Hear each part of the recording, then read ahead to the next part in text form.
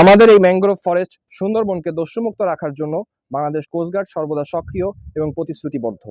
এই সুন্দরবনের দস্যুতা দমনে আমরা নিয়মিত যৌথ অভিযান পরিচালনা করছি।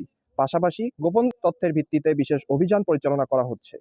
আপনাদের অবগতির জন্য জানাতে চাই, বিগত 1.5 বছরে বাংলাদেশ কোস্টগার্ডের ধারাবাহিক অভিযানে সুন্দরবনের কুখ্যাত ডাকাত করিম, শরীফ, নানাভাই, ছোট সুমন, আলিফ ও আসাবুর বাহিনীর মোট 61 জন সদস্যকে আটক করা হয়েছে। এছাড়াও পরিচালিত অন্যান্য অভিযানগুলোতে 80টি বিভিন্ন ধরনের আগ্নেয়াস্ত্র, 599 রাউন্ড তাজা গোলা, 308 রাউন্ড ফাঁকা গোলা, 1950 রাউন্ড এয়ারগানের গুলি জব্দ করা হয়েছে এবং দস্যুদের কবল থেকে 78 জন জেলে ও 3 জন পর্যটককে উদ্ধার করা সম্ভব হয়েছে।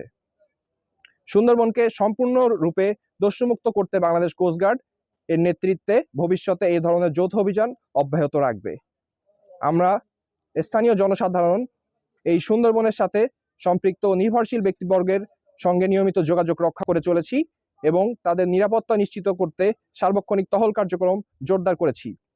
সুন্দরবনের ভেতরে ও আশেপাশের নদ নদী খালে নজরদারি আরো বাড়ানো হয়েছে। একই সঙ্গে এ সকল ডাকাত বাহিনীর কয়েকটি আস্তানা শনাক্ত করে সেগুলো গুড়িয়ে দেওয়া সম্ভব হয়েছে এবং তা অব্যাহত রয়েছে।